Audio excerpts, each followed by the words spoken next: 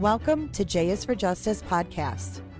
If live breaking news and following true crime is your thing, then please consider subscribing to my channel. And if you like what you see in my videos, please consider giving them a thumbs up.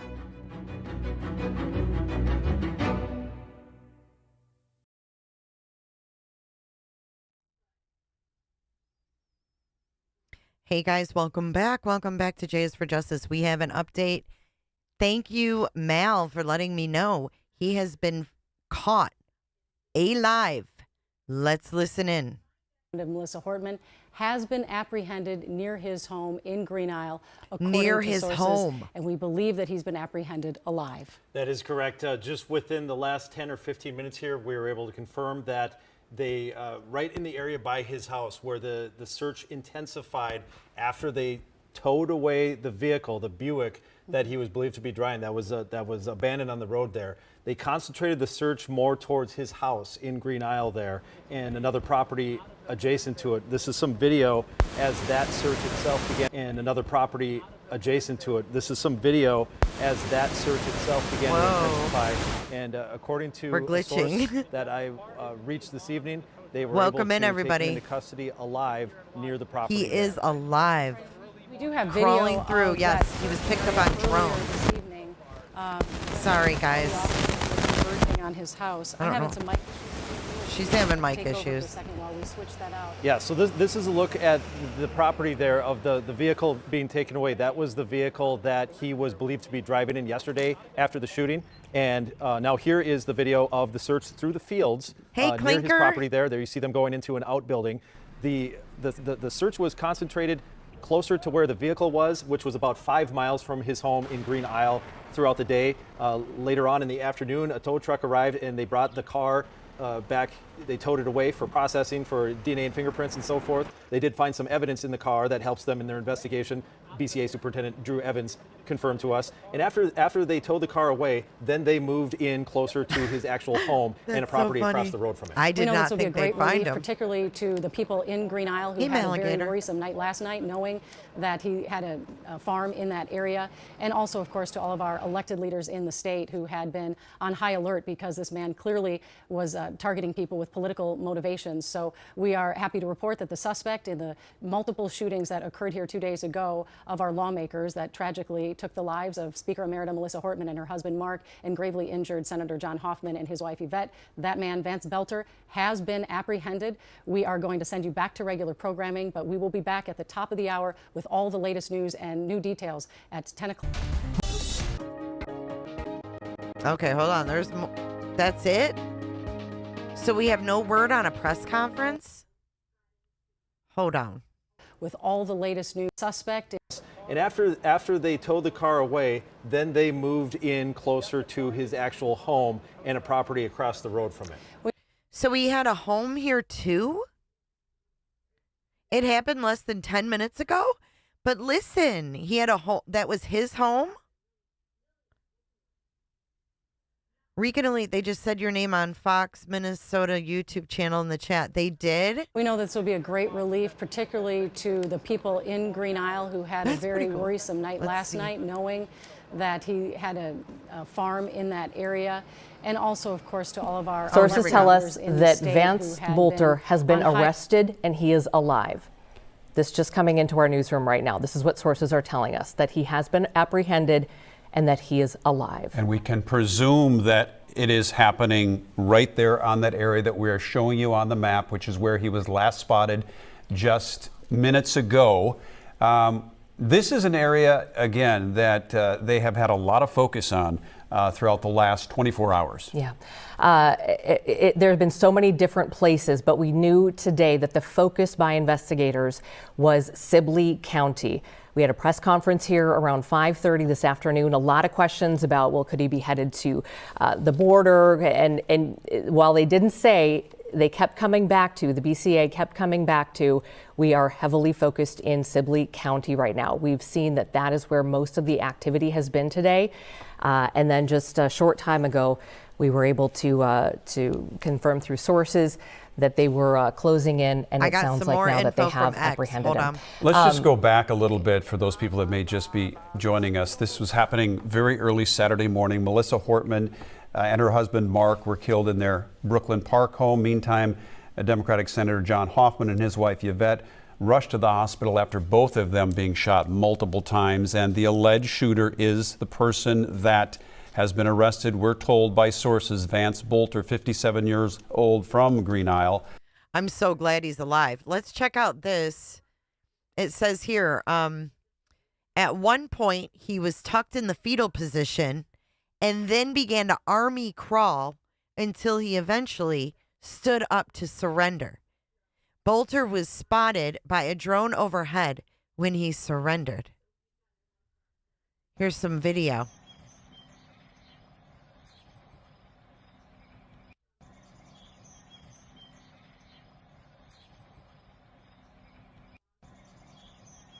It's not very long, but he was tucked in the fetal position and then began to army crawl until he eventually stood up. It reminds me of Danilo Cavalcante all over again.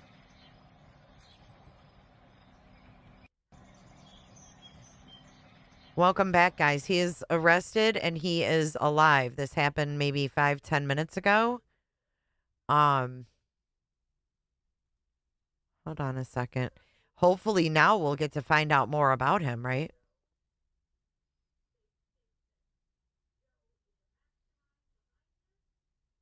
According to radio traffic, he was tracked into the woods. When a drone flew overhead, he put his hands in the air and walked towards officers in a SWAT vehicle. Unbelievable.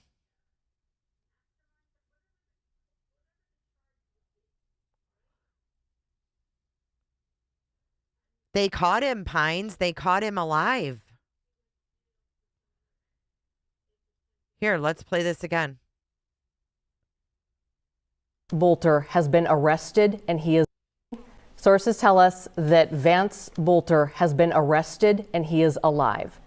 This just coming into our newsroom right now. This is what sources are telling us, that he has been apprehended and that he is alive. And we can presume that it is happening right there on that area that we are showing you on the map, which is where he was last spotted just minutes ago.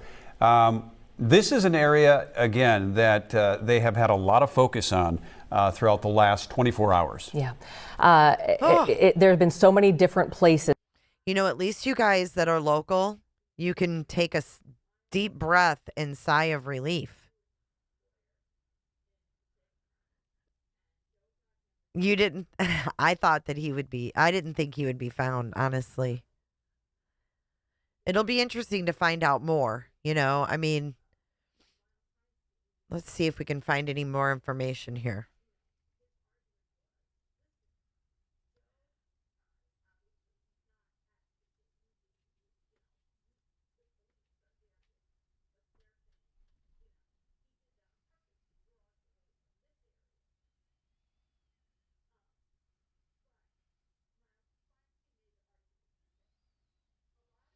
Nothing new.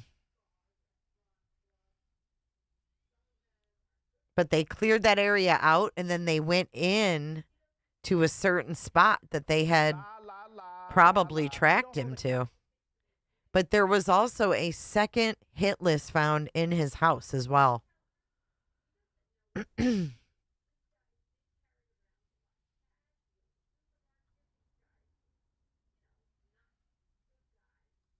Hey, do we know if any of his family, like his parents, his mom, is she alive? Multiple sources confirmed Sunday evening that Boelter was taken into custody near his home in Green Isle. So that area they were searching was close to his main home. I didn't catch that earlier. He is old. His body can't put up with stress. Well, he managed to be on the run for 36 hours. I think it looks like a different guy, too. And the fact that they said earlier, just earlier, they told us that, you know, he was talking to other people. Maybe that's how they caught him. I don't know. Maybe the wife cooperated. I'd love to hear from this guy now. I bet he'll be tickled pink. Ooh, you did, Mal? Okay, hold on. I bet his roomie will be tickled pink.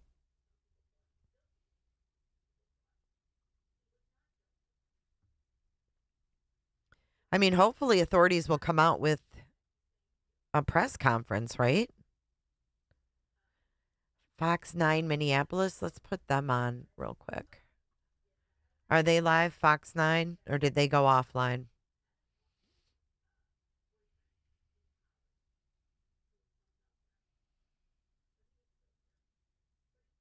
Oh, here. Been in the area yesterday. Oh. They did not find that car yesterday. So clearly the car is fresh. He was in the area. They find the hat. They clearly kind of are able to start putting the dots together that he was in Sibley County in some respects very recently. They, pushed that amount of law enforcement, that offensive, hundreds of officers and SWAT into that area. I'm guessing they could, quickly account for vehicles that, was anything stolen. If you account for sort of the properties and then perhaps check off, that vehicles are where they should be. Now all of a sudden, crazy. You have to start assuming he's likely on foot if he's not getting assistance. And, at that point, yeah, you probably feel like he's in this area. I will point out yesterday, though, they really were confident that they had him in that area around the Hortman house, that 3 square miles. And we would come to find out later that hours earlier he had gotten free of that zone and was in Minneapolis. So, how you read, the tea leaves and what you think and then what you're told, and you try to read between the lines there. You can kind of make of it what you will. But, they clearly kept, I know they, even after sort of freeing up that road where the car was abandoned and opening up the roadway, towing that vehicle, they remained in full force. I checked in with So Young, our colleague down there. Thank you, Tits. And she had said that there was still a huge presence at the staging area. So I think they were kind of now starting to really zero in and press in on Boelter, and we've now seen in the last 20 minutes, 30 minutes or so what that ended up with, which is his arrest. And I did just, my photographer is looks like scanning some social media, and there's a photo, Ramsey County, showing his arrest. So, yeah, so there's a photo now out there also, that would there we Paul, go. I don't know the if you evidence. got note of this. Ramsey Right County on Sheriff's time. Office. So the Sheriff's Office is sharing that. So that's an official We are right on time. source for of information justice. there. Also, Paul, I don't know if you heard because you've been talking to us, but Lori just told us 10:30 news conference. 10:30. So it looks So like we're going about to be getting 40 some minutes. information at that time as well. And Hey, it's Press. interesting. Go ahead. No, it would just be at this podium behind me. We were getting some indication they were shooting for that. It was. Okay, so it looks like in about 35, 40 minutes, we're going to have a press conference. So I'm going to stay live for that. We have a picture. Thank you, Mal, for sending that. This is him being arrested after being out there, army crawling through the field and whatnot. I'm going to zoom in on his face because I want y'all to see his facial expression. And I will zoom back out, but I wanted to kind of show you guys this up close so you can see his face. Multiple sources. Vance Boelter was apprehended a short time ago in Sibley County. This is him. This is him. What a lunatic. What a lunatic. I mean, now we know all about the damn preaching and the things he was saying in these things, and then the security thing and the weirdness. It's just crazy. But thankfully, they got him, right?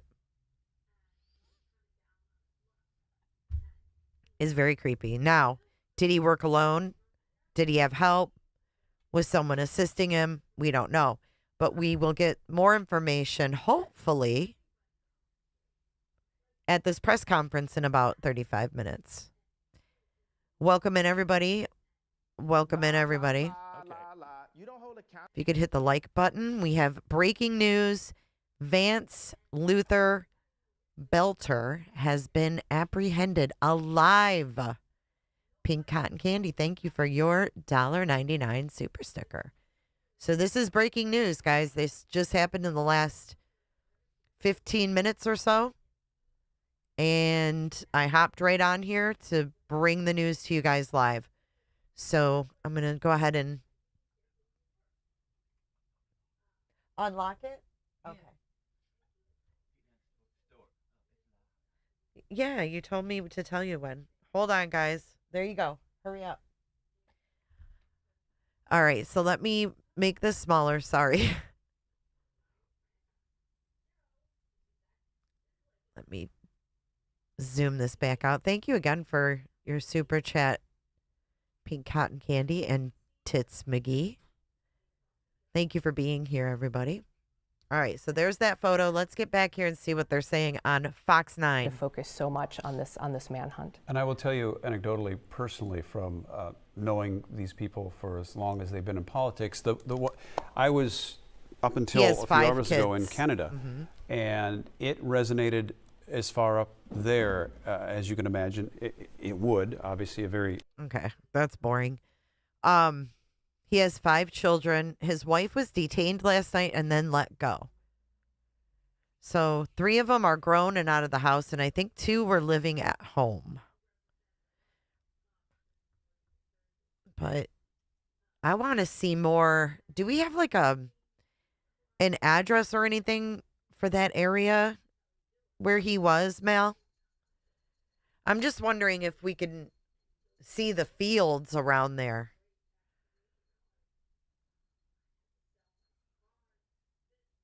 They got him right at sunset, too, it looks like.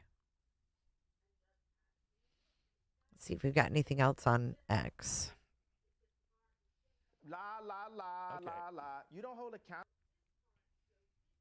We're getting a press conference in about 35 minutes if you're just joining.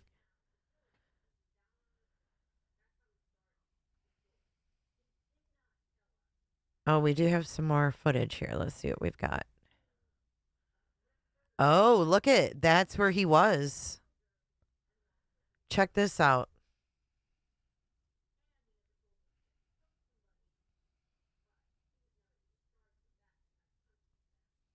See that? He was in that actual, like, farmland we saw.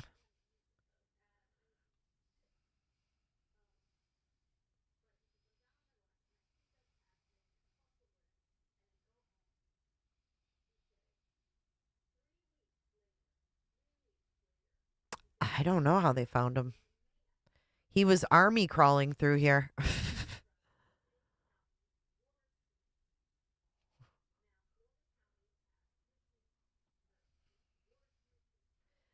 Assassin and Tim Wall's associate Vance Boelter has been taken into custody after surrendering to police in the woods near Green Isle, Minnesota, per KSTB. This comes after a massive search operation with multiple agencies involved. He supposedly was spotted by a drone and put his hands up. Put your hands up. Let's do this.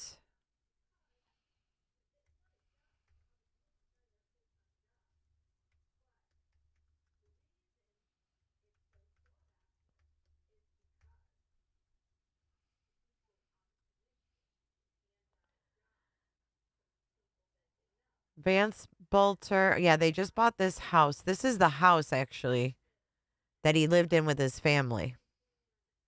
Right here.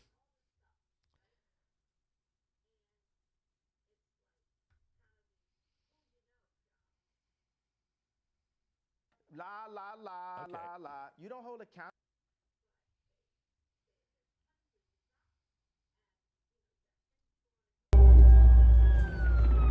Oh, shit. Look at that. Wolfie, thank you. Oh my God, they're listening to Ground Control to Major Tom. Okay, that's creepy as hell. Thank you, Wolfie. Thank you for knowing how to cover true crime. Thank you for your super chat. $4.99. Very generous. Thank you. This person recorded all these vehicles going by. Must be Nick Sorter.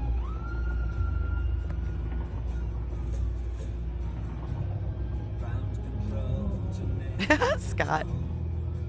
Take your protein pills and put Jay's tinfoil helmet on.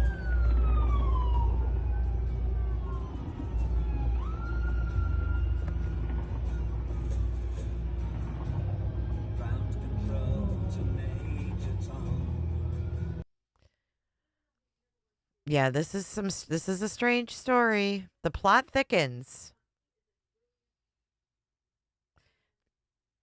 They're still insisting Vance Boelter lived in a small house with a Papa John's delivery guy who swears he's a Trump supporter.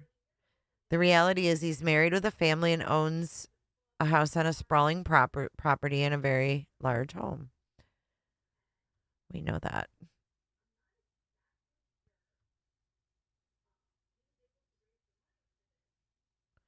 Oh, God. Alex Jones is on it. Alex Jones is on it. His. Do you guys want to know what the conspiracy is? I'll share it with you. All 1,800 of you. Evidence mounts that the reported Minnesota assassin Vance Luther Boelter is a patsy who is being framed to cover up for a larger false flag deep state operation. There you go, tinfoil, tinfoil, tinfoil.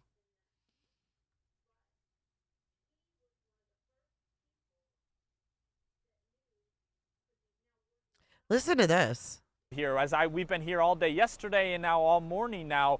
We haven't been able to find anyone in Green Isle who knows Vance Boelter. I even went to a BP gas station yesterday to talk to the woman at the counter.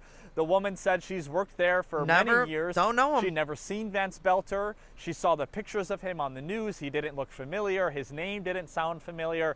So we haven't been able to find anyone in Green Isle who knows this man. That's fucking weird, and right? That's what we've been seeing throughout Green Isle here. We've been here all day yesterday and now all morning now. We haven't been able to find anyone in Green Isle who knows Vance Boelter. I even went to a BP gas station yesterday to talk to the woman at the counter. The woman said she's worked there for many years. She'd never seen Vance Boelter. She saw the pictures of him on the news. He didn't look familiar. His name didn't sound. What's the population of this place?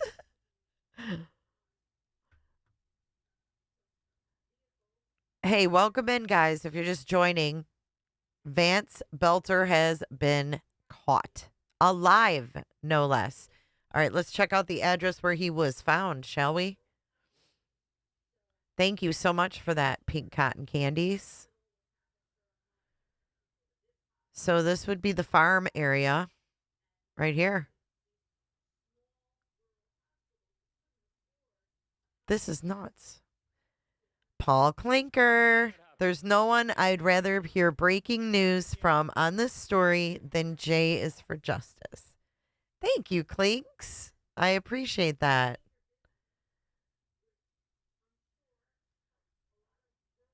What do you guys think here?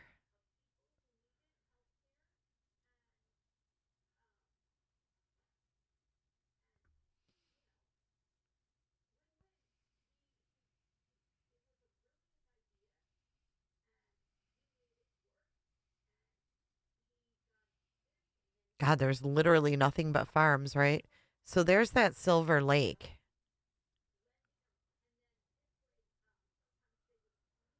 How far is this from his house, though? Do we know? 600 people? Wait, 600 people and no one knew or recognized him?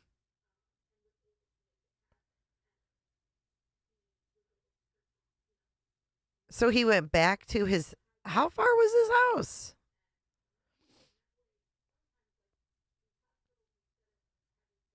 That is too much. Let's see what the news is saying now. Let me go to that audio again I was asked to play. Oh, here we go. A second. New audio. I don't know what... Paul, it's okay. We have the complaint in front of us, too. Take a look around. You are surrounded. Stand up with your hands empty and above your head. 12 seconds. I'll do it again. It starts with them letting him know y'all. there's an arrest warrant. Put up your hands. Walk towards his voice. Here it goes again. We have an arrest warrant. Take a look around. You are surrounded. Stand up with your hands empty and above your head and come to the sound of my voice. One more time. We have an arrest warrant. Take a look around. You are surrounded. Stand up with your hands empty and above your head and come to the sound of my voice. So a few times there, that is audio nearby of this arrest in Sibley County field near what I understand to be property of Vance Boelter. He is in custody. That photo there, proof. I thought it was really interesting, the comment, the social media comment. The Ramsey County Sheriff's Office was the initial source where I saw that photo posted. I'd maybe like to call that up. We don't have the greatest internet signal. It might take a minute. So, but again, just to reiterate, now seeing those charges, I had heard from sourcing that he did have multiple weapons in that SUV.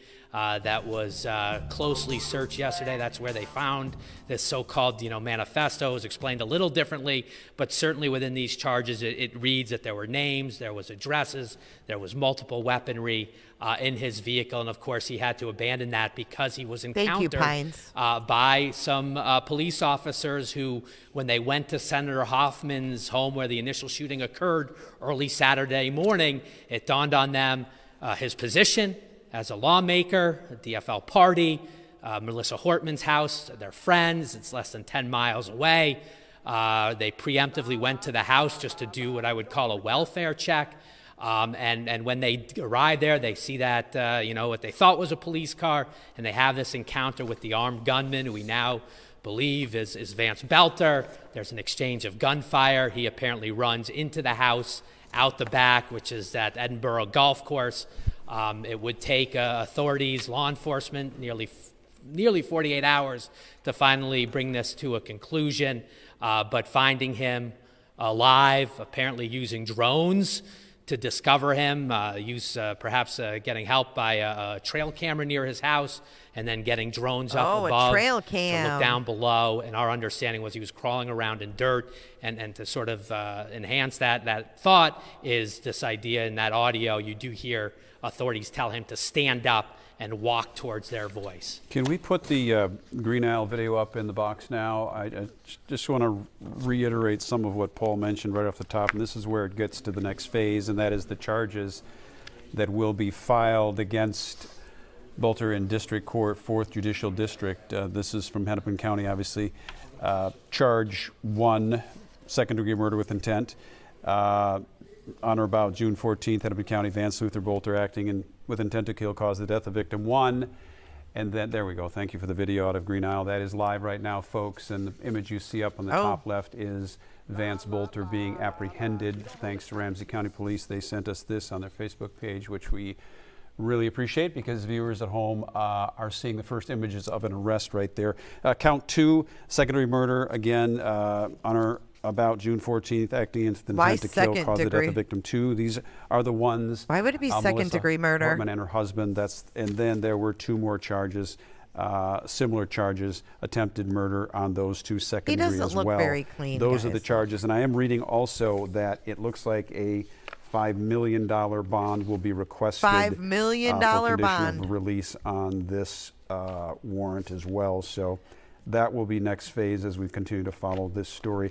We are awaiting, our viewers should know, we are awaiting a 10:30 update from police on this where Paul Bloom is. Here, take a good look, guys. Going to provide a lot of information on how this blown up. Went down. We're filling in the pieces, connecting the dots because we had some really awesome sourcing tonight, some great sources calling into Fox 9 and put the pieces together, and it came down pretty much as it looked like it was going to.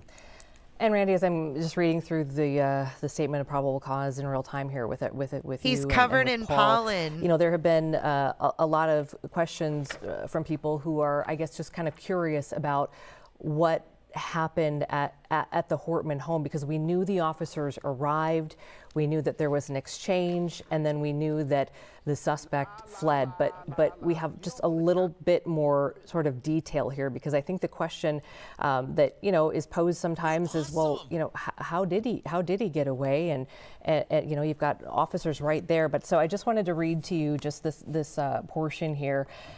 So let's see. Paul mentioned they proactively sent a couple of patrol officers from Brooklyn Park to the home. As a wellness check, as I understand it, right? Yeah, just sort of proactively saying, hey, we know that let's be proactive. The Hortmans live in Brooklyn Park.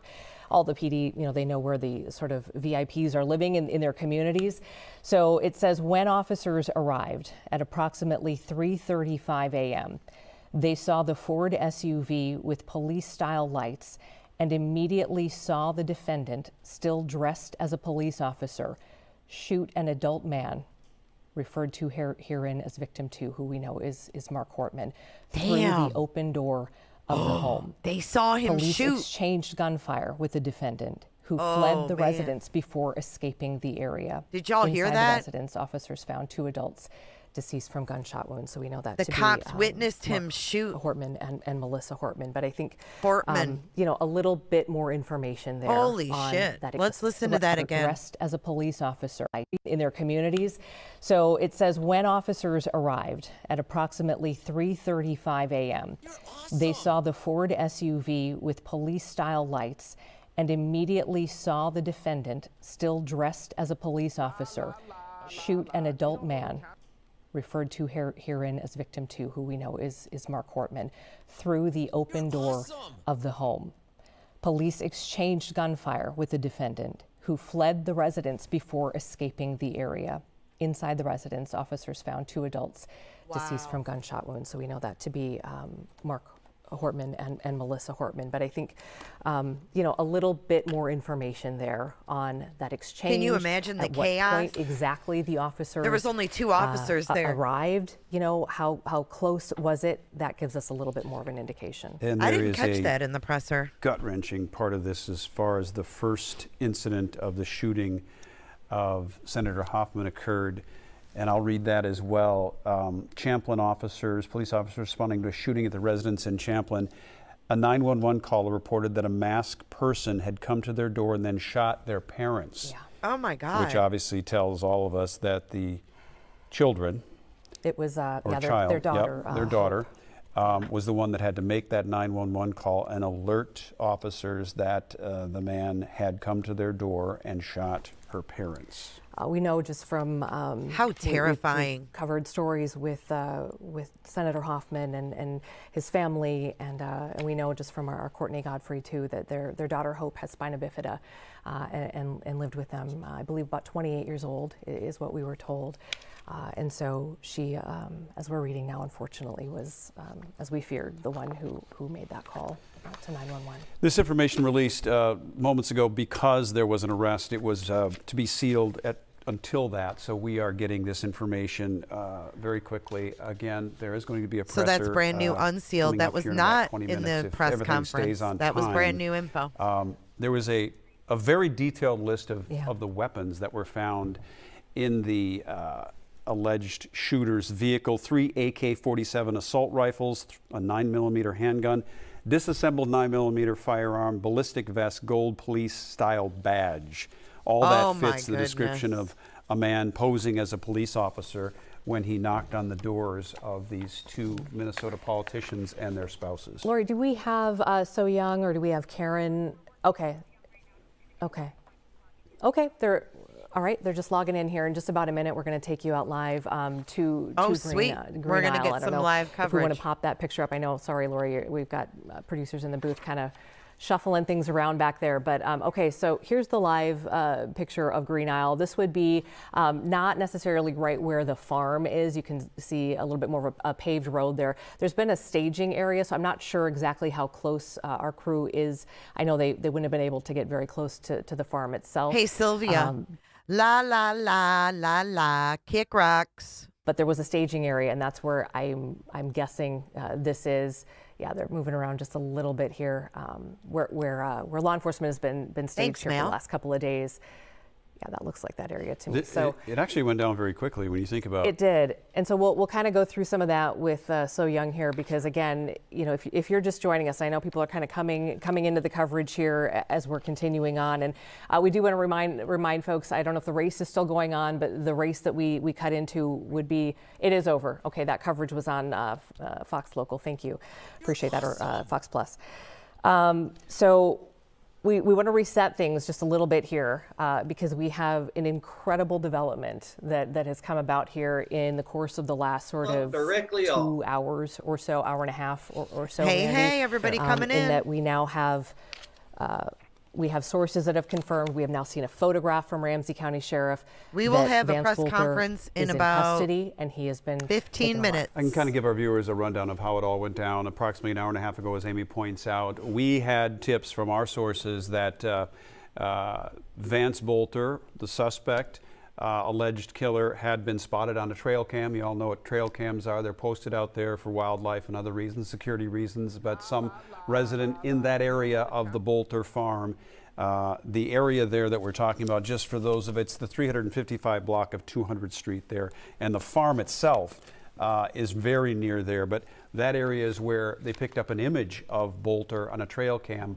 Moments later, we got word that law enforcement had also picked him up from a drone in the sky, and it was still daylight at that time, so they could clearly see a man in fatigues with a backpack, presumably armed, making his way through a cornfield. Corn is very short right now, so easy to see. Her, Max. What a blessing that we have a later, sunset here to take us so late. Yeah, and so within moments of that, we got word that there was a possible arrest without incident, and from there it has ballooned into a definite arrest of the suspect. So you know what they should do at the press conference?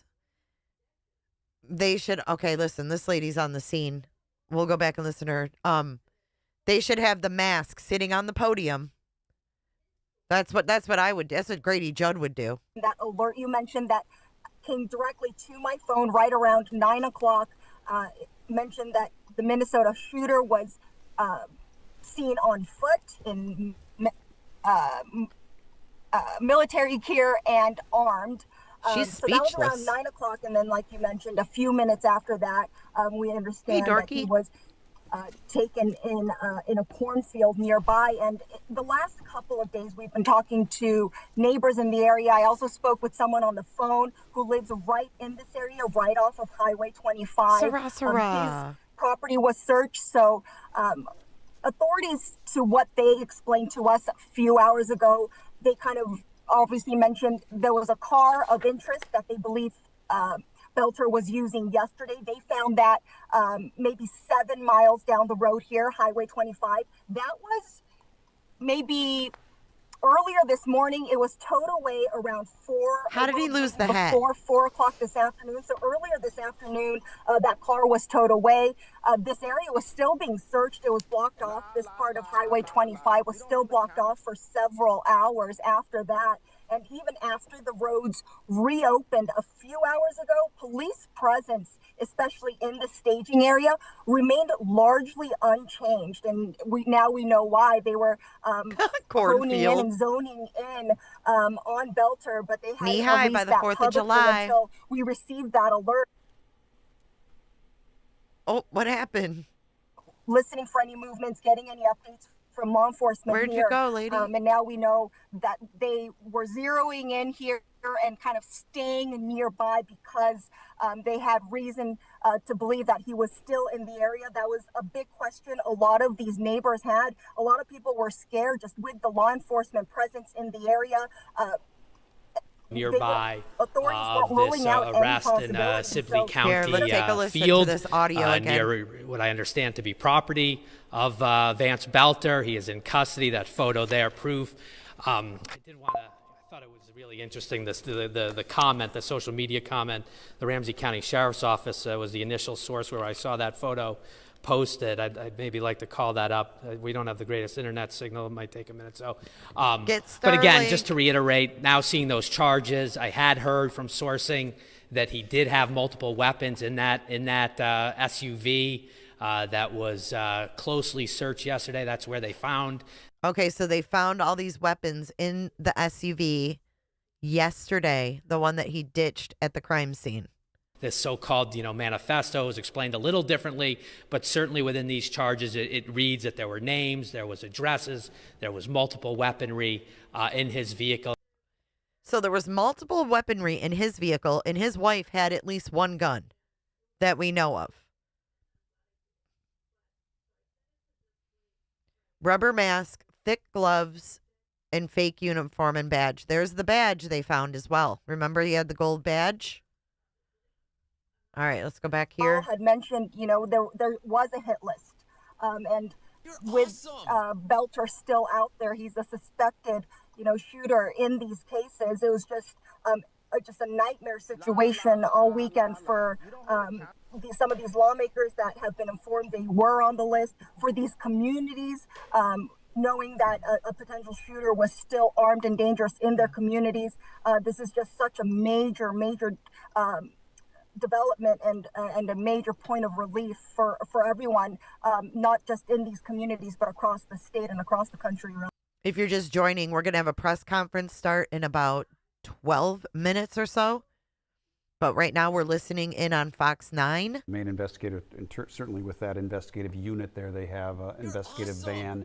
That is likely the end result of this apprehension of Boelter tonight, 57-year-old Vance Boelter.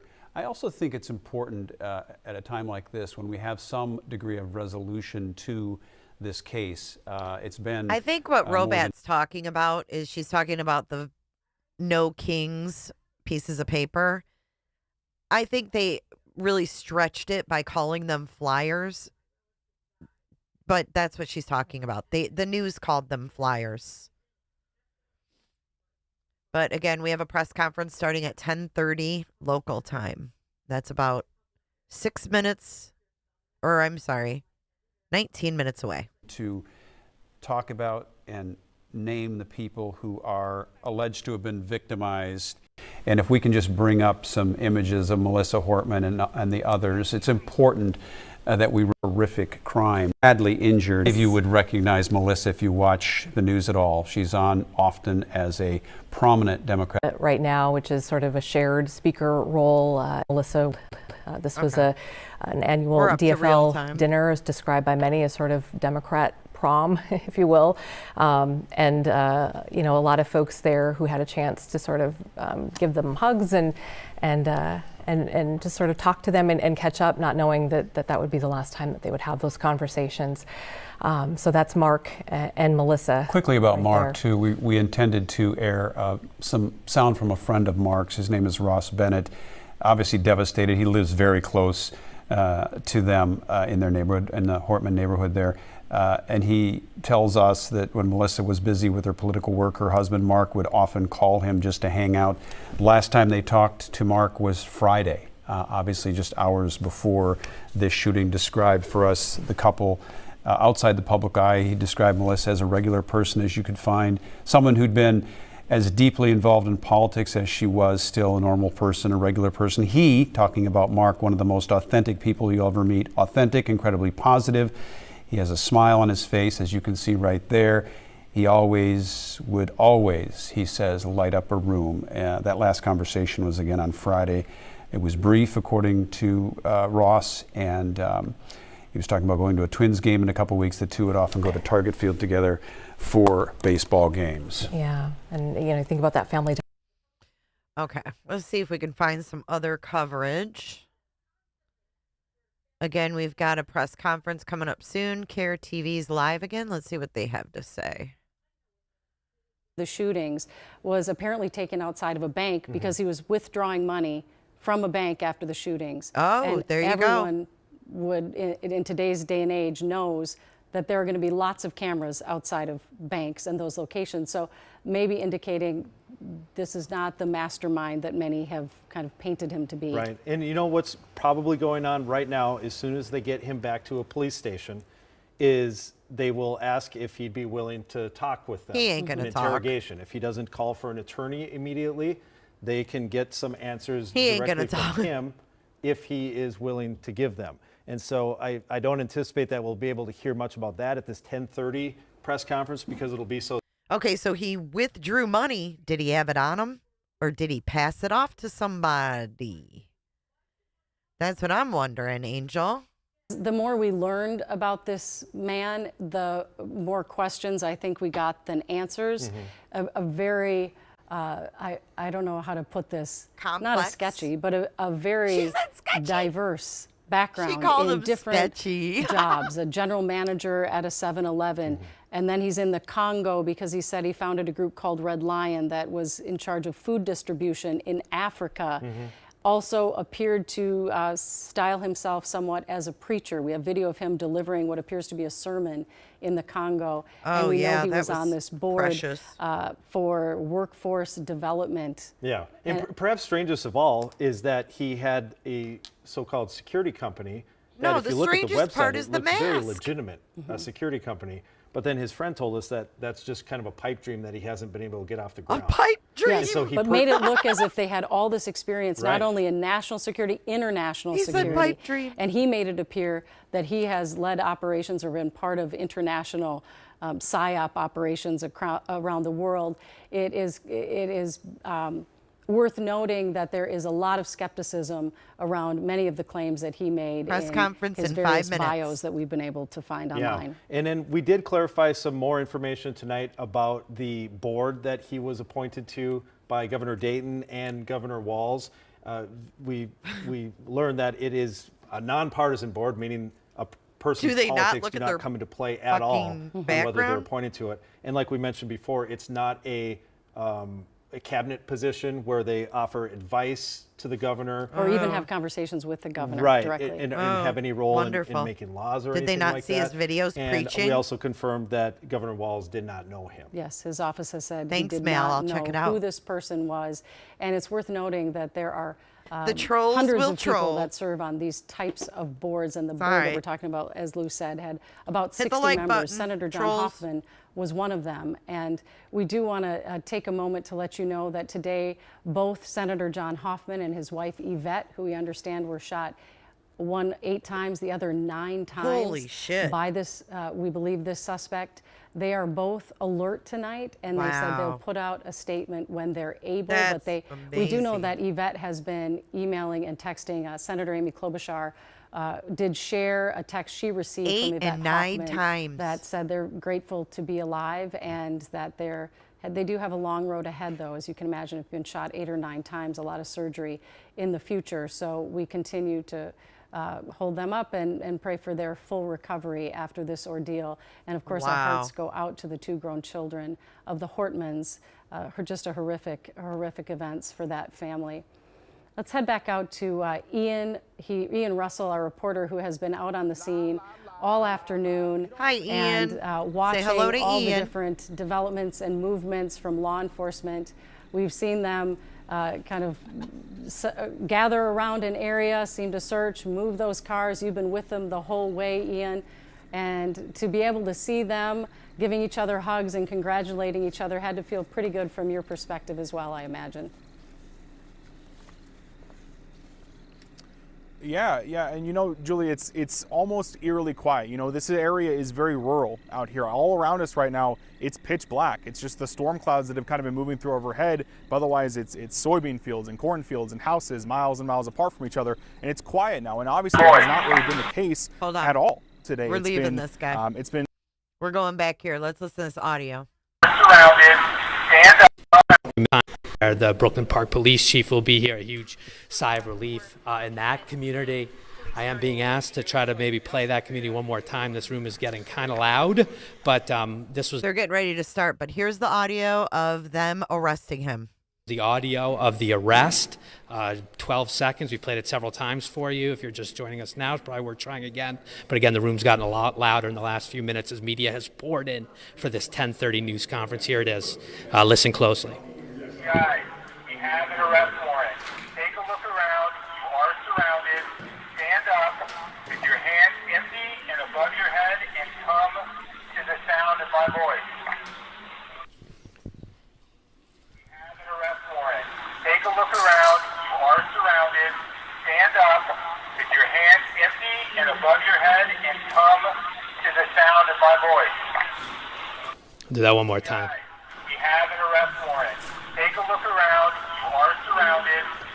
up with your hands empty and above your head and come to the sound of my voice. And just having that picture on screen with it, it really puts you in that moment, in that field. Again, as we Really understood puts it, us there, as one folks. police source commented that he was crawling in on the ground. Feel like we're on He was spotted scene. above by drone. Trail camera had picked up an image of him earlier. And again, he chose to end this peacefully and then did follow his voice, the voices, and in custody there. So again, I'm curious to see the tone that it's taken. Clearly relief. We spoke earlier in the day about, just anecdotally, another police chief in the metro who has officers outside. That audio is frightening. One step closer. And once he was apprehended, I know you got your hands on the criminal They might complaint after this, book. Chrissy. One thing we'd been talking about was the fact that Hope Hoffman, whose mother Yvette had covered her to protect her from the bullets, obviously was a witness here that could have provided details to police. Did we learn anything about that in the criminal complaint? Yeah, so she is the one who made the initial 911 call and reported that a man with a mask had shot her parents. They took the video surveillance. We've shown the video surveillance of him with the creepy mask on. That was from the Hoffman home, we now know. And on that footage, they have video of him with the mask on, knocking on the door and announcing himself as a police officer. So that is how he was able to gain entry to the house, and that's where he shot the Hoffmans there. The video surveillance then showed him flee the residence, get into his, what they call a police-style vehicle, because it had the blue and red lights on it. And what he was wearing was a mask, a blue shirt, a police-style tactical vest with a badge, and a yellow-gripped gun in his hand. Just horrifying. And we still don't know why there was such a major time lapse between Champlin and the Brooklyn Park residence. It was about an hour and a half before Brooklyn Park police caught him in the act there, essentially. I guess we don't know what time he actually arrived at Brooklyn Park, so we don't know, it would only take 10 minutes to get there driving, so we don't know why there was that lapse right now in that period of time. But we do know when he ran from that house, he clearly stripped off some things, the vest, the badge, disassembled gun. Gail. Disassembled a gun. And beyond that, he still had 3 AK-47 assault rifles in his vehicle, as well as another 9mm handgun. And so with the disassembled gun, he had some the plans. AK-47s he left behind and the 9mm he left behind, perhaps he wasn't even armed anymore when police took him into custody, which, thankfully, again, him getting caught the way that he did in the act maybe prevented him from being armed moving forward. Yeah, it's incredible police work by Brooklyn Park Police. So thoughtful and present of them to say, let's check out other lawmakers' homes in the area. Oh, we're going over charges. Julie, one more thing as we talk about, pointed and count 4, I should say, also murder in the second Here's degree the with probable intent cause. Ooh, let's read it. Complainant has investigated the facts and circumstances of this offense and believes the following establishes probable cause. On or about June 14, 2025, at approximately 2:05 a.m., Champlin police officers responded to a shooting at a residence in Champlin, Hennepin County, Minnesota. The 911 caller reported that a masked person had come to their door and then shot their parents. Inside the residence, officers found 2 adults, male and female, who had been shot, referred to as victim 3 and 4. Victim 3 is a state legislator. Video surveillance footage from the exterior of the residence showed a Ford SUV with police-style lights parked in the driveway of the residence. It also showed a man, later identified as Vance Boelter, birth date 7/23/1967, wearing a mask, a blue shirt, and a police-style tactical vest with a badge and a yellow-gripped gun, approached the front door with a flashlight. Defendant knocked on the door and announced himself as a police officer before entering the house and shooting victims 3 and 4.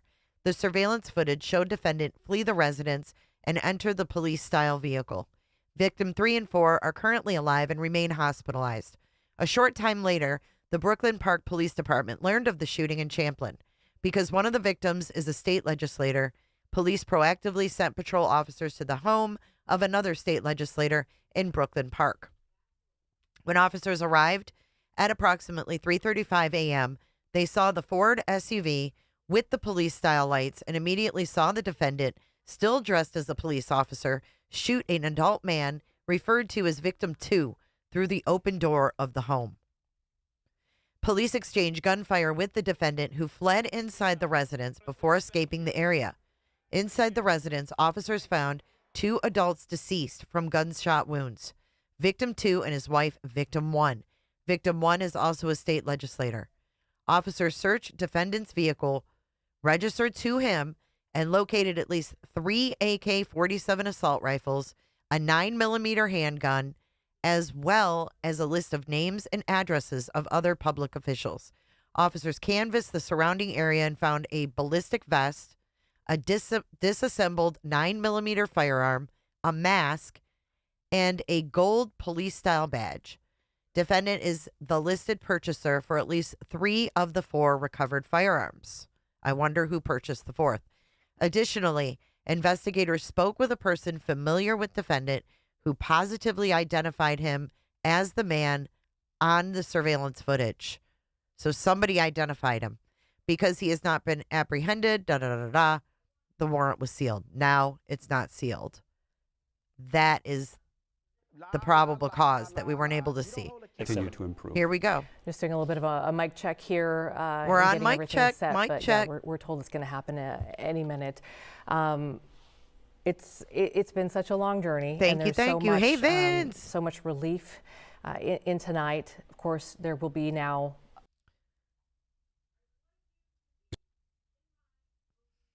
All right, we're still waiting. I want to go back and see the first page of that affidavit. I think they can up the charges, so I'm not going to freak out about the second-degree murder. I really think that they will up those charges to first degree. Do you guys think so? So there's 5 counts or 4 counts of second-degree murder.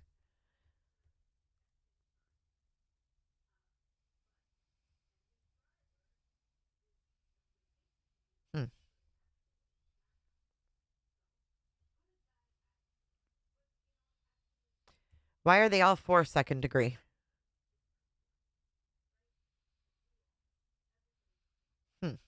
A grand jury has to do it? And here, let's refresh and see where we're at here. Relationships with each other, especially in the political world. We do have one statement here that we can share with you. Let's look at a statement from Senator Smith's. This is obviously on the suspect's arrest, so this statement came out just moments ago. Thank you for the incredible effort of law enforcement. Simple, to the point. Senator Tina Smith, Democrat, Minnesota. These will come in. You guys like Tina Smith? They're in Minnesota. Both tonight and tomorrow. This is from Kelly Morrison, Democrat, Minnesota Representative Kelly Morrison. So incredibly grateful. She was here, this morning. So incredibly grateful to all of our state, local, and federal law enforcement who've been working together seamlessly. Melissa, congratulations on your tinfoil hat. Safe and track the assailant down. I want to say, too, you need it around here in these parts, Melissa, getting your tinfoil hat. Thank you for your support. Here's the flyers right here, the No Kings, they called flyers. North in Onamia with other family members. And there was a question about text messages Daily Mail that he had sent her, whether that indicated Let's check out that the Daily she knew what he Mail. was planning or had information after he had done what he had done. Yeah. So that's all part of what's coming in the mix here, and hopefully we can get some answers to those questions. I did reach out to his wife, Jenny, to ask for comment after his arrest here. I've not They heard reached back. out to Well, and we do know that Hey, whatever Jenny, what do you think? questioning or searching they did of her car, Drew Evans from the BCA did confirm that she was not in custody. So they Meaning she wasn't arrested. correct. Yes. So they had questioned her and you know, they definitely downplayed, you know, they said, you know, of course we're always going to talk to family members, but again, you know, there's always that element of police downplaying because they know who's listening when they say things like that at a press conference before somebody's arrested. yes, and as they search those farm fields and those outbuildings today, we know that many of you here in the Twin Cities were watching as massive convoys of law enforcement vehicles were heading southwest to that area in Sibley County to participate in that search. So I believe Drew Evans said at the press conference there were more than 100 or hundreds of law enforcement officers down there participating in that search as well. So we are again waiting on that press conference to begin so we get some official word and details on on the actions of law enforcement tonight, and we're so grateful that Vance has been apprehended. So there is another detail in the that maybe criminal just, complaint you know, that getting I him- overlooked before now, and What did he overlook? Assuming that everything is up to speed here with the way it played out, but it makes it sound as if when the Brooklyn Park You become a officer member arrived, to get your the shooting tinfoil was hat. just taking place, because it says in the complaint that the officer witnessed him shoot into the home through the open door. Oh, so he was going in, not necessarily just coming out when the officers arrived. That's the way that it's phrased in here, so that's a follow-up question that we'll need to ask. Wait, what? And I did feel like throughout all of our coverage, we had the sense that the Hortmans had already been shot, and not necessarily just taking place, because it says in the complaint that the officer witnessed him shoot into the home through the open door. Oh, so he was going in, not necessarily just coming out when the officer. Yeah, duh, we knew that. It's also frightening, and you think about what those officers have been through as well. Knowing I'm how sure he'll have dangerous more charges. This shooter, presumably Vance Boelter, actually was and is. We talked with one of our reporters, Heidi Wigdahl, today. Went to North Minneapolis and talked to some neighbors there that were kind of swept in to this whole ordeal. Heidi's standing by in the studio today. If we can bring up a shot from her and just talk to her about what she learned today that those neighbors lived through in North Minneapolis. We know that the law enforcement brought in a vehicle with a battering ram to get the front door open to the home where Vance Boelter would occasionally stay during the week when he was working odd jobs. And Heidi, you talked to a neighbor that was really brought in unbeknownst to her to this entire investigation. Can you explain to us what she saw and heard and lived through? Yeah, Julie, just across the street is Kamiko White. She has 4 children, all under the age of 11, and they were actually playing outside in their yard in the morning when she heard a knock on the side door, a huge bang. She went to the door, and it was 2 officers there saying they needed to gain entry into her house. They didn't tell her what was going on, why they needed to be there. So she quickly went and grabbed her kids, got them inside the house. Then they started asking her about the best rooms, the best windows that would give them the vantage point of this home. So they ended up in Kamiko's, in her room upstairs. 2 officers were in that, and she streamed the whole thing on Facebook Live. A lot of those images can be found on her Facebook. She said these 2 officers went into her home and laid out just a ton of guns and pointed a gun at this home. And in total, they were in her home for about 5 hours. They told her to get the kids into a room away from those windows facing the front. So they basically had to stay in one room, those 4 kids. Her kids obviously were very terrified about the situation, not knowing what was going on. And she said also at this time, they actually didn't know. There were undercover officers in the neighborhood, but it wasn't this presence that you're seeing right now in this video. And so she had a moment where she knew that there was this suspect out here, Vance Boelter, who was impersonating an officer. And so she had a moment where at first she felt scared. Were these actually officers? She actually called her mom and her stepdad and asked them if they could call 911 and verify this. And so her stepdad did call 911 and was able to verify that indeed this was legitimate. And then as you saw with that video, she looked outside her window and sure enough, MPD SWAT teams were there calling for Vance Boelter to come outside of the house, saying that they had a search warrant and that he should step outside of the house and be arrested. And again, she captured all of this on camera. Then they basically said thank you and left her house. Her children were so upset and terrified they didn't want to stay in the house. They all slept in the living room together last night. And she said they were so terrified that the 3 oldest kids actually didn't stay in the house all day today. So I know obviously she is very relieved to hear that he has been caught. Yeah, so many people that were kind of on the periphery of this. That's terrifying. They basically said thank you and left. Hold on, I gotta find this lady's Facebook. What's her name? To get the kids into Kamiko White. We gotta find her Facebook. Kamiko White. Especially after we'd repeatedly been saying this person is imitating an officer. So we appreciate your reporting tonight, Heidi, and glad that everybody in that house is safe tonight. Yeah. All right, thank you so much, Heidi. We are, again, standing by. We're waiting for this press conference from law enforcement. We do understand now, it has been confirmed, that the governor will also be in attendance at the Emergency Operations Center to give an update on the apprehension of this individual. The last time we heard from the governor was the morning, Saturday morning, that first press conference when he spoke about his relationship with Speaker Emeritus Melissa Hortman, saying that, you know, what an incredible individual she was and also a close personal friend. He was incredibly and understandably emotional in that press conference. So we will once again be hearing from him tonight. Yeah, they're late. As law enforcement gives us details on how they apprehended the suspect. And the arrest comes after today. So I'm impersonating a Facebook Live. A lot of those images can be found on her Facebook. She said these two officers went into her home and laid out just a ton of guns and pointed a gun at this home. And in total, they were in her home for about 5 hours. They told her to get the kids into a room away from those windows facing the front. So they basically had to stay in one room, those 4 kids. Her kids obviously were very terrified about the situation, not knowing what was going on. And she said also at this time, they actually didn't know.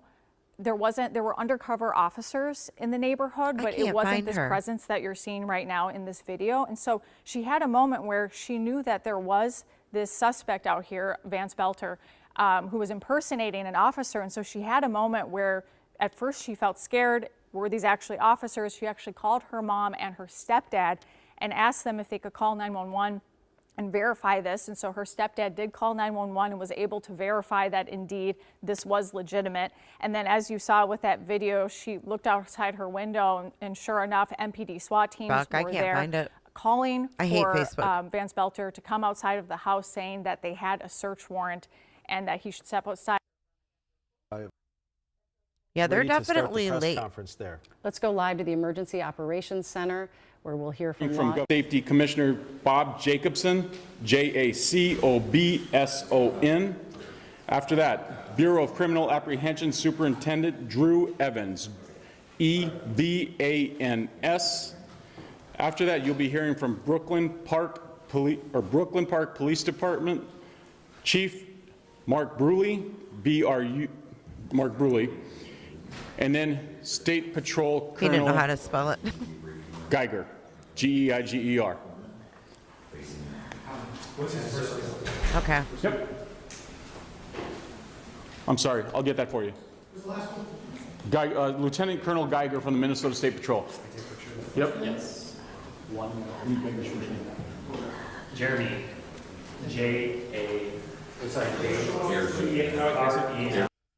All right, we're gonna go live over here now as we take. We make sure we're caught up. But you can see so many people leaving behind notes and flowers, candles, and you can see that photograph there of Mark and of Melissa together, and just a really poignant sight right now as we get ready to get some details here on the arrest of who police believe was at the hands of their death. This whole thing came, as you know, Amy, and as many of our viewers know, and certainly those of us that cover the Capitol, this came just really days after a bipartisan bill was passed and signed by Governor Walz, the state budget for 2 years. This shooting, horrific political assassination as it's being described, occurred just days after that bipartisan bill was signed. The legislature another brick in the walls. Been called a special session to finish the budget. They did that, and then just days later. I'll be right back. I'm getting a drink before this thing starts. Let's listen in to Governor Walz.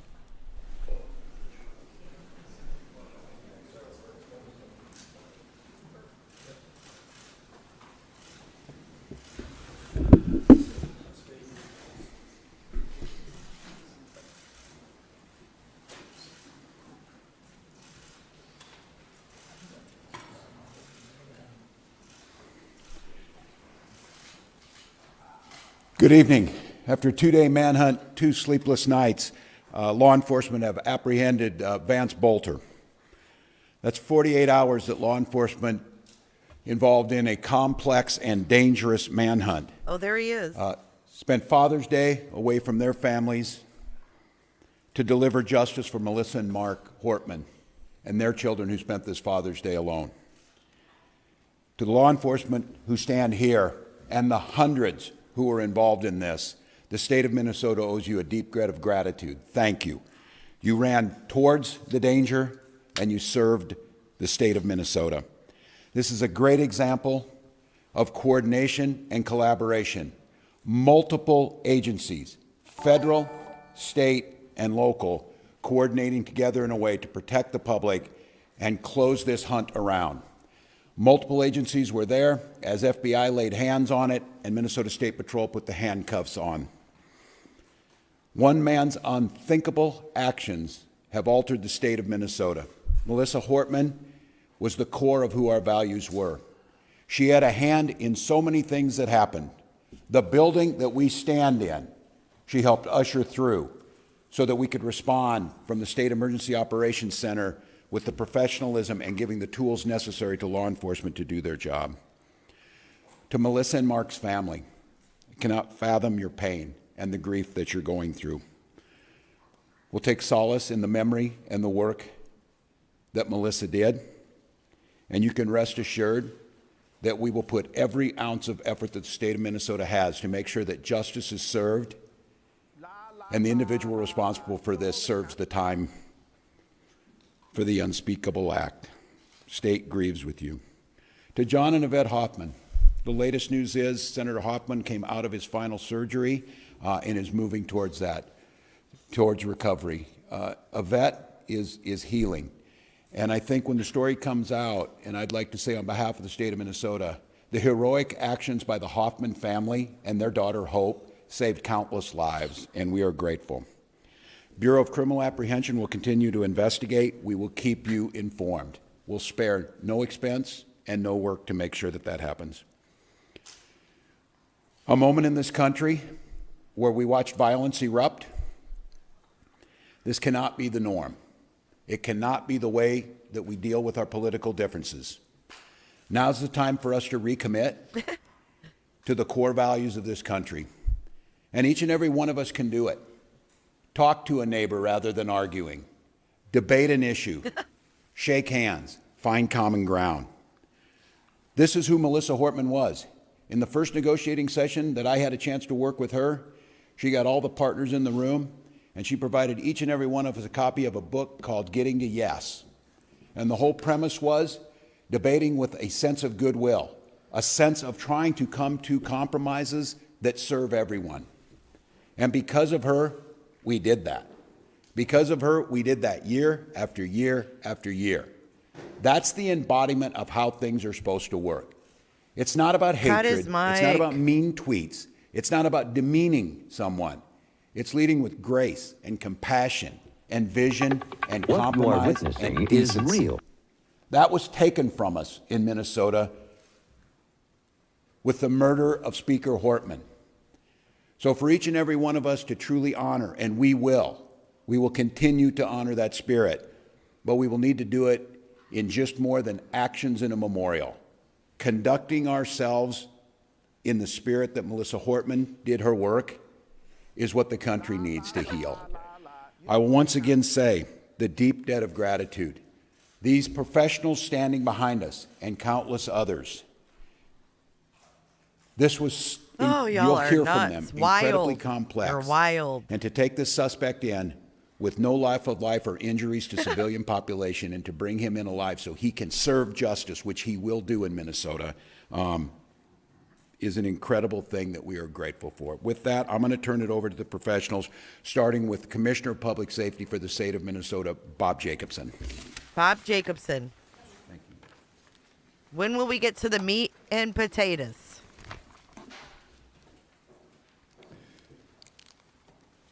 Good evening. It's good to see you all here tonight. Thank you for coming in. My name is Bob Jacobson. I'm the Commissioner of Public Safety. And again, it's my honor to serve in that position. First of all, I want to thank all of the law enforcement agencies that have been working tirelessly over the past 2 years since the shooting at Senator Hoffman's home. The coordination between state, local, and federal law enforcement partners is the reason we are here tonight and the suspect is in custody. Boelter exploited the trust our uniforms are meant to represent. That betrayal is deeply disturbing to those of us who wear the badge with honor and responsibility. We got Rodney emojis. We want to thank community members across the state for their support, for their tips, and their information. And I want to thank Governor Walz for his continued support through this very difficult time. With that, I will pass this off to Superintendent Drew Evans of the BCA. Thank you. Well, good evening, everyone. My name is Drew Evans. I'm Superintendent of the Minnesota Bureau of Criminal Apprehension. As was noted and was previously described, Vance Boelter was taken into custody in Sibley County. We were with you earlier today when we provided information about the manhunt and the myriad of law enforcement that have come together working in partnership so that this evil cannot be continued. The first step in a case like this is that we take him into custody, and then the work will continue and begin to make sure that we have all the evidence we need to ensure that he is held accountable for his crimes. Please bear with me, but I think it's important because it has been noted by the governor, just to give you some background on the teams that were down there, and I may even be missing some in terms of this because there were law enforcement partners, not just from the Twin Cities, but across the state of Minnesota that came together. From the Brooklyn Park Police Department, the Tri-City SWAT team, Eagan Police Department, Burnsville Police Department, our South Metro SWAT team, the FBI, ATF, United States Marshal Service, State Patrol, Washington County Sheriff's Office, Ramsey County Sheriff's Office, the Richfield Police Department, St. Paul Police Department, Bloomington Police Department, Sibley County. We had Riverview Medics, Green Isle Fire Department, and Lifelink in the area, in addition to Prior Lake, Crow River SWAT, and the Hennepin County Sheriff's Office. And again, I may have been missing, and I apologize to my partners for that we do that. I share all of that for you because that's the commitment when this sort of evil is in one of our communities, that law enforcement comes together to put all of their resources together to make sure that that person is taken into custody. That is so that people across the state of Minnesota and legislators that were targeted in these attacks and that may have been listed can breathe a sigh of relief as quickly as possible as we came together in an incredibly complex set of circumstances in that. He was arrested, as you saw earlier this evening, in the area of 35600 block of 200th Street, Green Isle.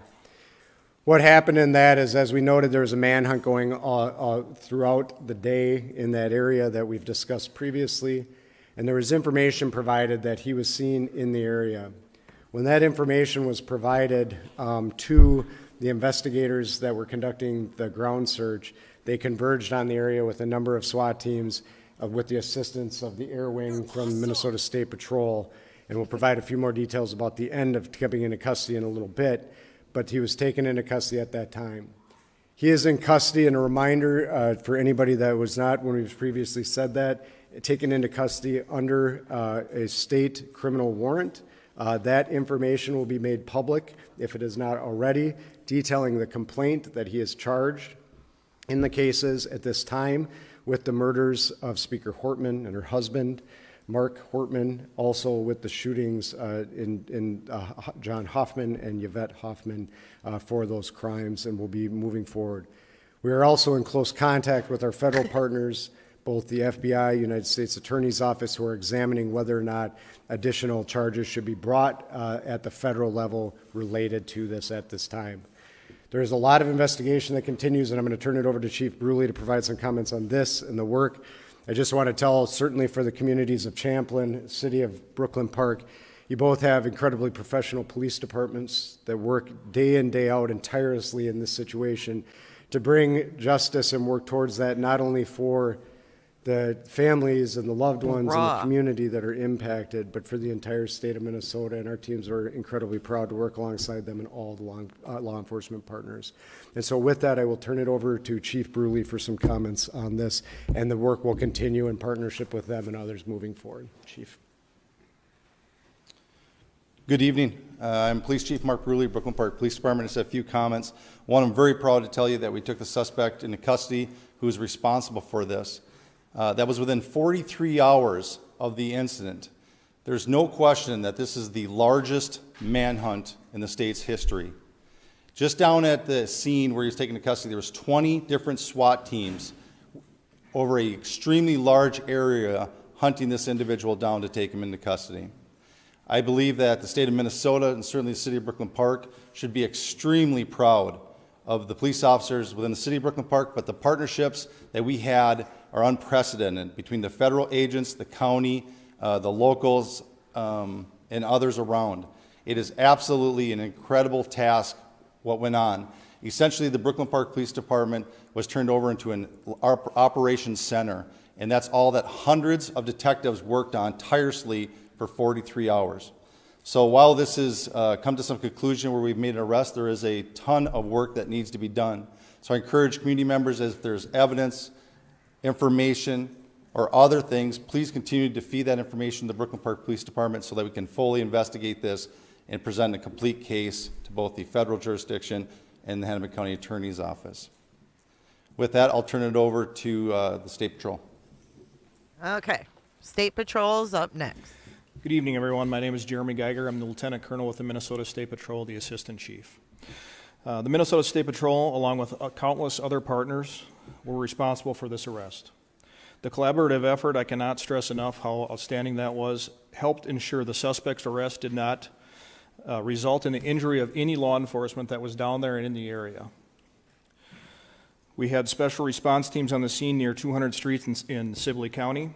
Several partner law enforcement SWAT teams positioned to form a perimeter at that point in time. The State Patrol also provided the air support that was talked about earlier today. The suspect crawled to law enforcement teams and was placed under arrest at that point in time. There was no use of force by any member of law enforcement that was out there, and the suspect was taken into custody without any use of force. Thank you.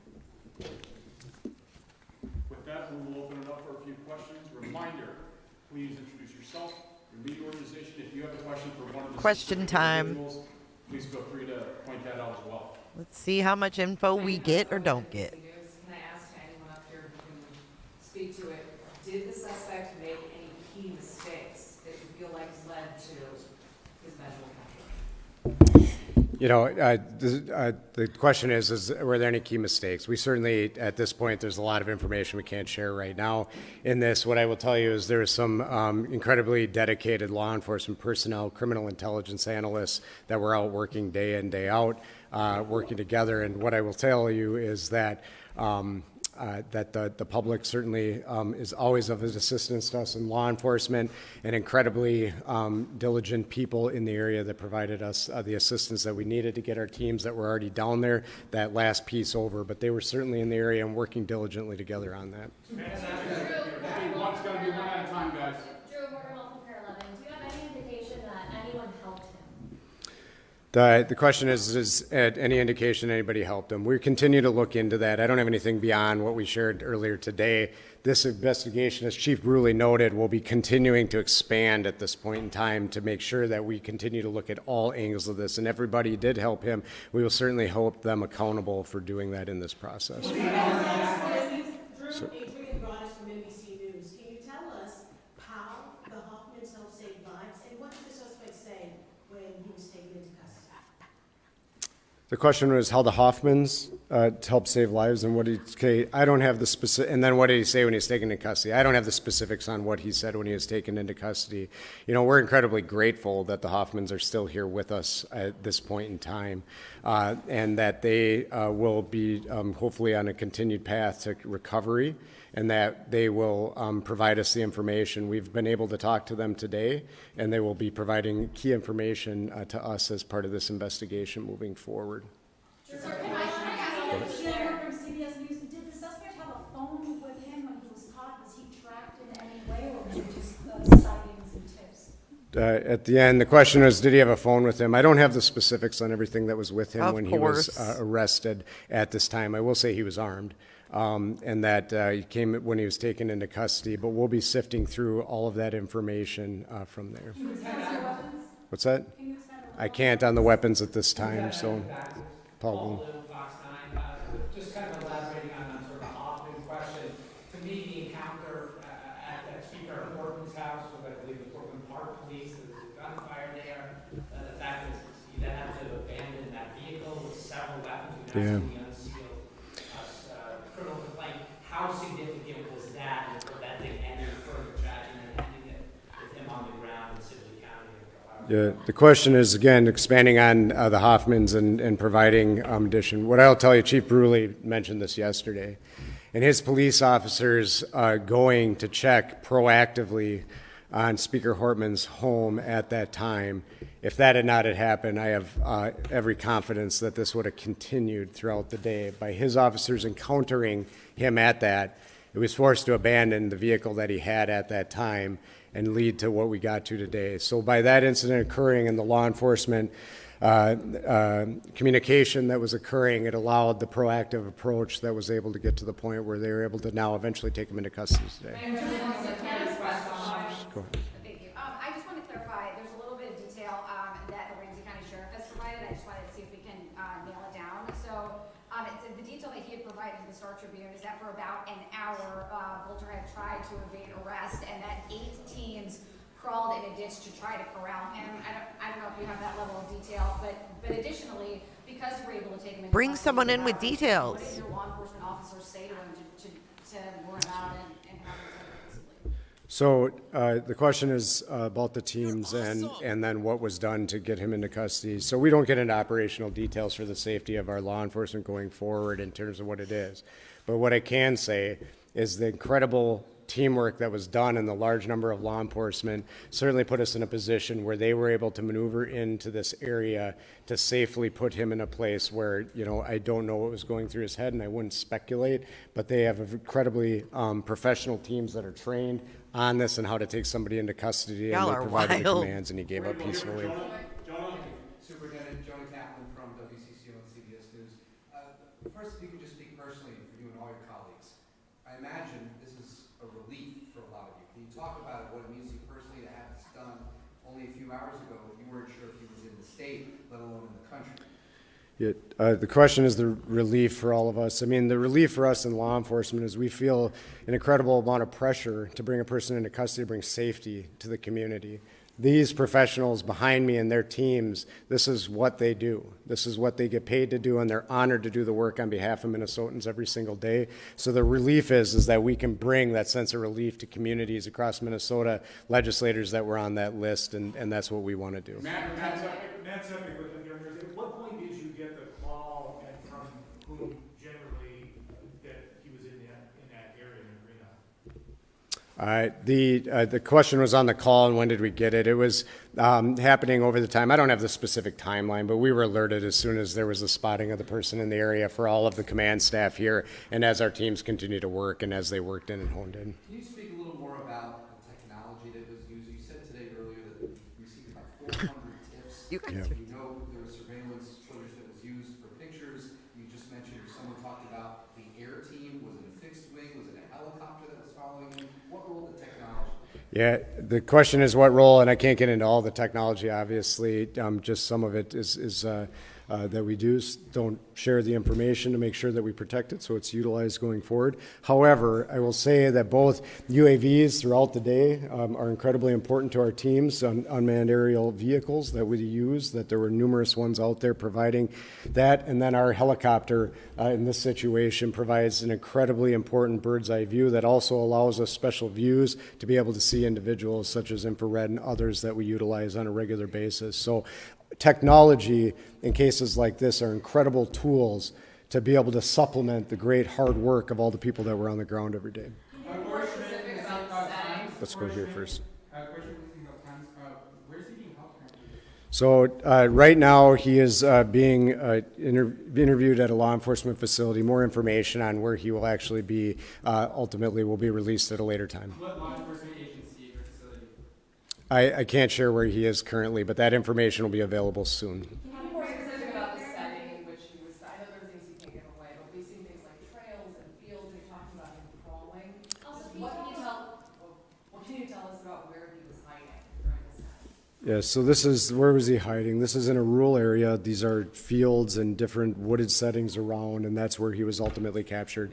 Sibley County is, a rural county in the state of Minnesota, and so it's what a lot of that streams, fields, woods, crops, and so where he was ultimately taken into custody was in a field. Did the infrared technology help find him, identify him from here? I don't. The commissioner had mentioned some of that earlier. I wonder if that's something that helped. Yes, absolutely. It assisted previously, and they were out there. The helicopter was out there before the sun went down. But after that happened, yes, that technology did come into play. How long did you know that he was there? I'll turn that back over to the superintendent here too, but I don't think that They're going to cut him off information's soon. available. You watch.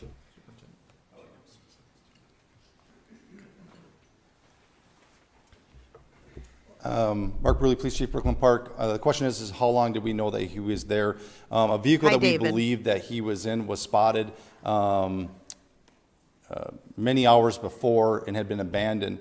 An alert police officer believed that he may have seen the individual running into the woods, and that started a large-scale perimeter that we set up, or down in Sibley County set up, and we started to deploy resources, including the Brooklyn Park SWAT team, and along with many other SWAT teams, to contain an extremely large area, knowing that this is a very dangerous individual. During that, we got privy to additional information of an individual that was in the woods, and that search went on for many hours until ultimately we were able to locate him in the woods. In approximately an hour and a half or so, we were able to close the distance in with the technology and the State Patrol helicopter, and where we were able to call him out to us.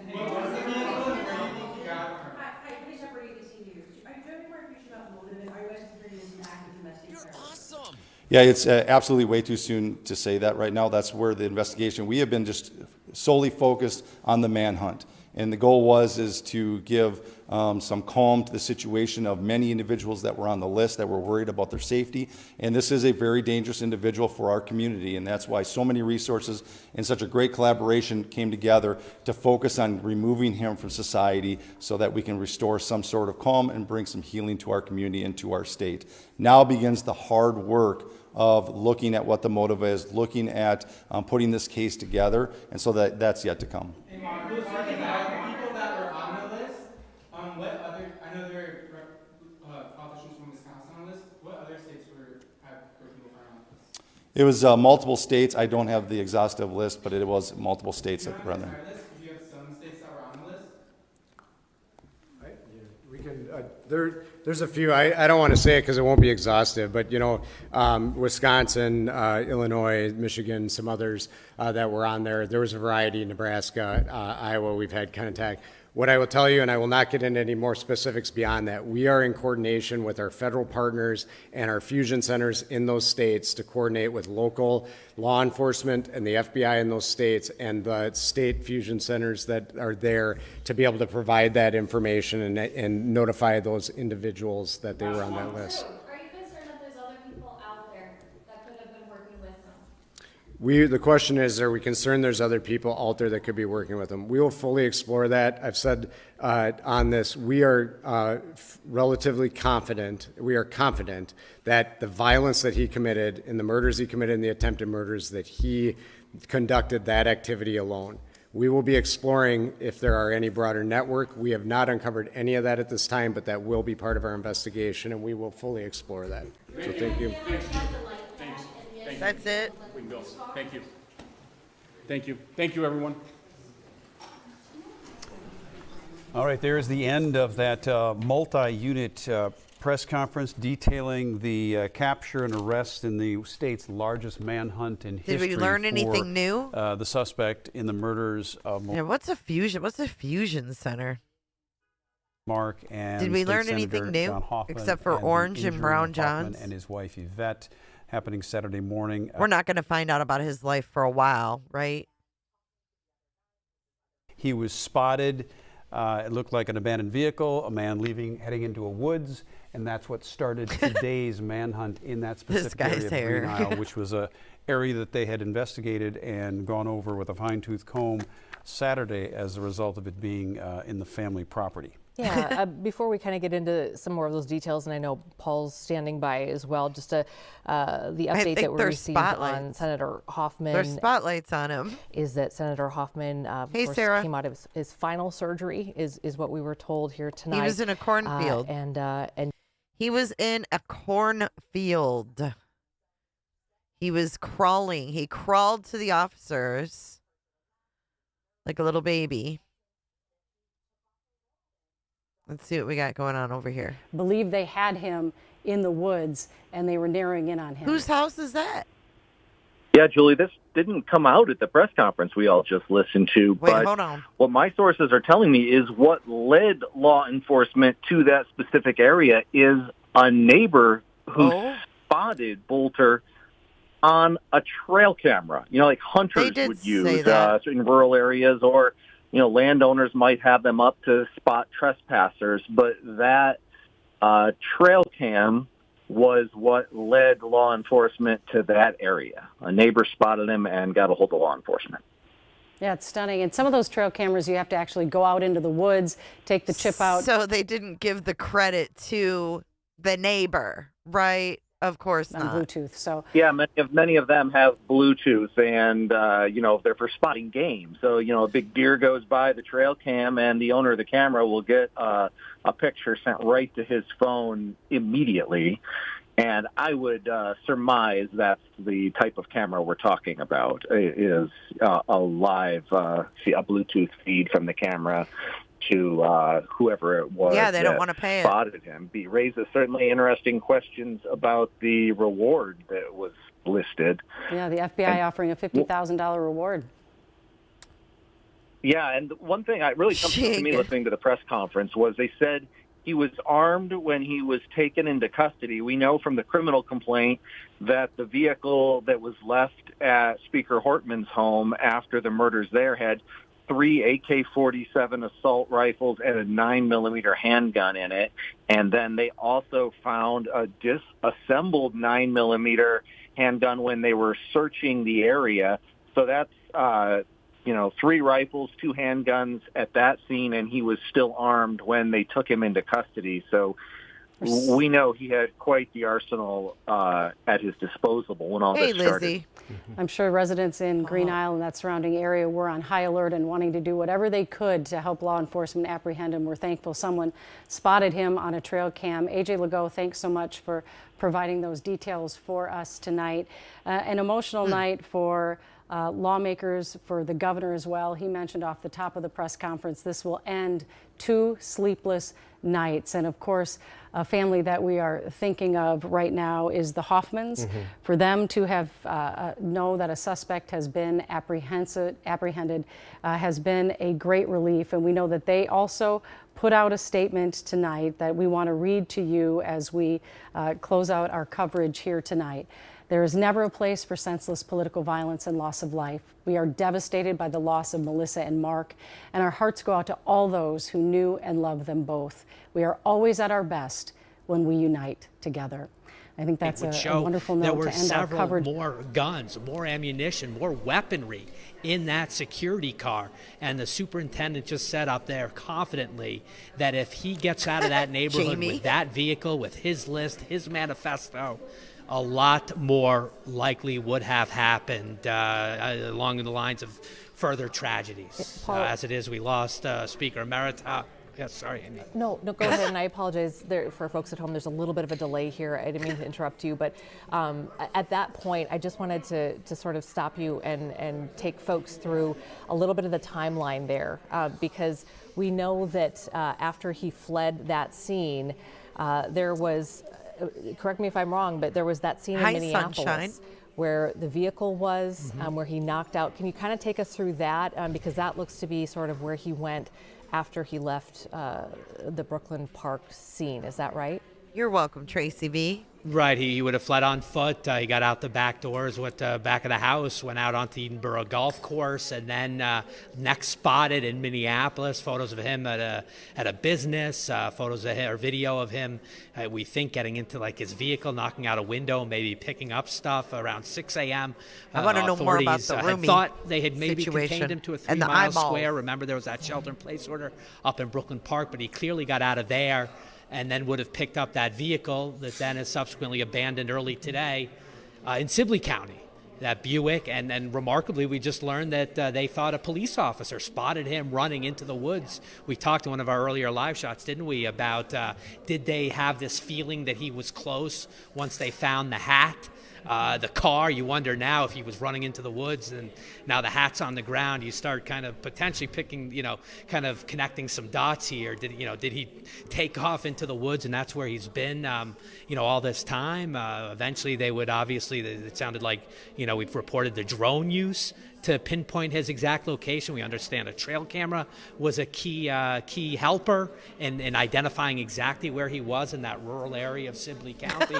And then we had the helicopter. We had not heard that before, but the State Patrol helicopter, which would make sense that was providing even further, altitudinal, perspective on the ground below, a wooded area, swampy area, maybe difficult for people on the ground to make out an individual who's crawling around in the dirt, as we've been told he was.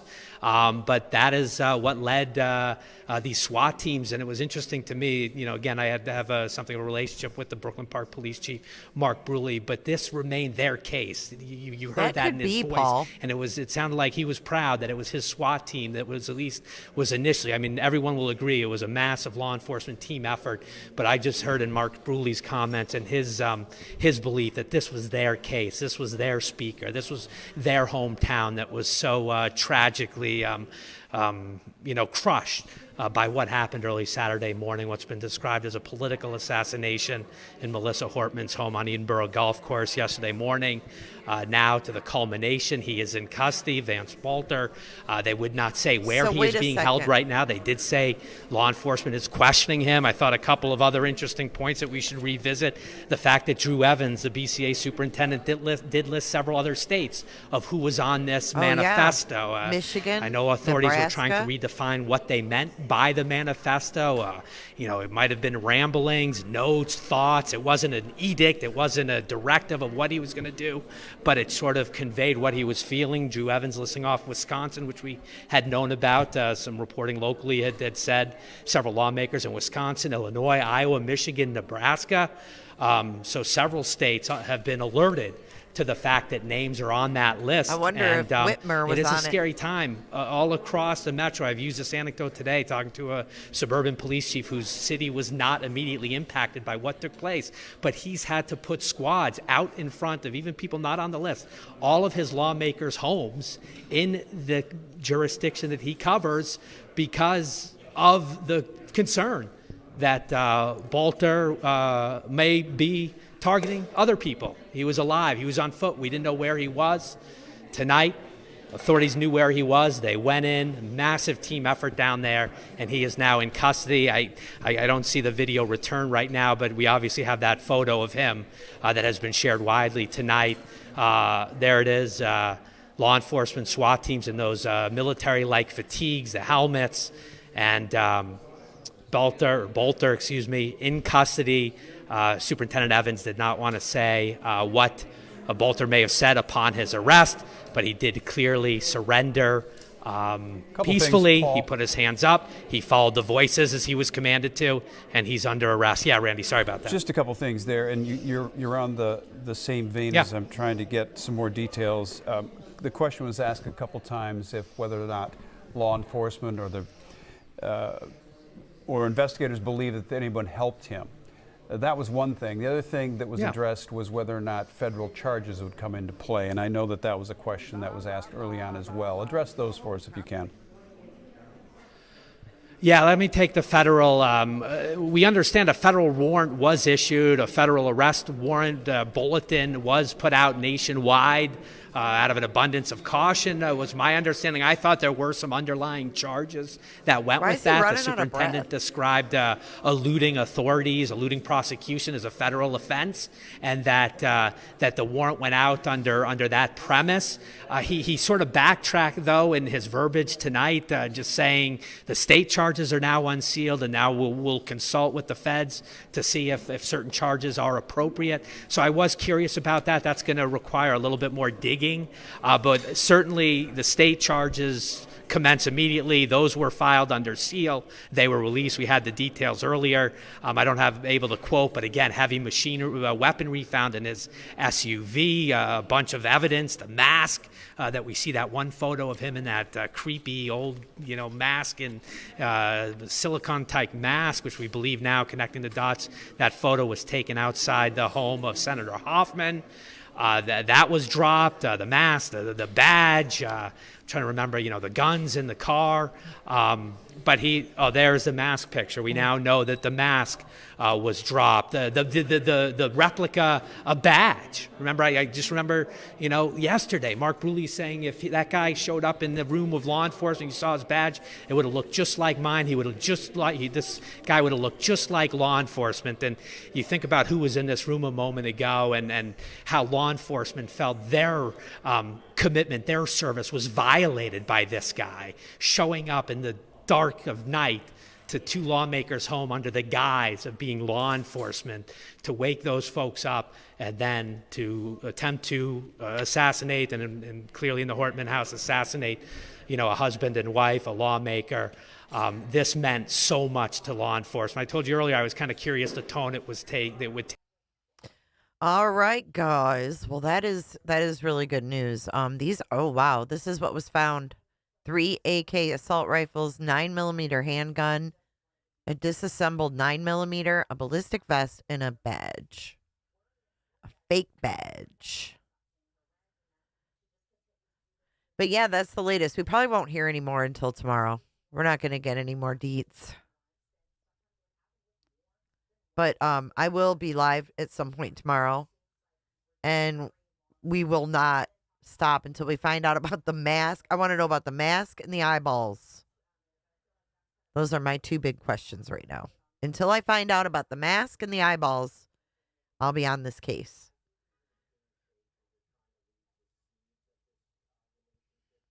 I don't think it was in the car. They haven't said they have it. Hey, Orange John, thank you for joining tonight. Thank you, Paul Cremo. LARPers gone wild. Well, shit, they ain't the first we've heard about it. Thank you for joining, Orange John. And good night, Brown John. Good night, chat. I'm going to run our credits. Thank you for joining. Make sure you're subscribed and click all those notification bells, whistles, whatever it is these days. Make sure those are clicked so you get notifications when I go live. I am on X. Here is my socials. Go ahead and follow me on X, on Facebook, and here on YouTube. Let's run our credits. I'll see you guys tomorrow. I have some Idaho 4 news to go over with you as well. So until then, stay safe. Thank you for being here. J is for Justice. Out.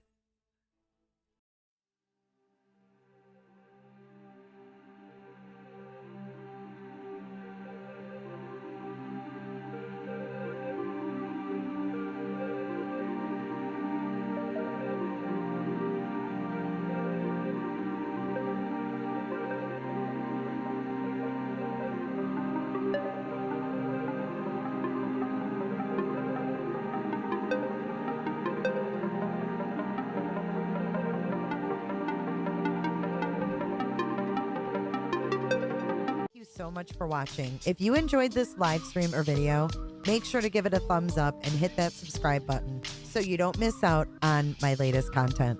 Want to take it a step further? Bring it all in. And join our community clickers by becoming a Patreon or a YouTube member. You'll get exclusive access to our Discord server, special channel perks, and much more. Until then, I'll see you in the next one. Click. It's real easy, man.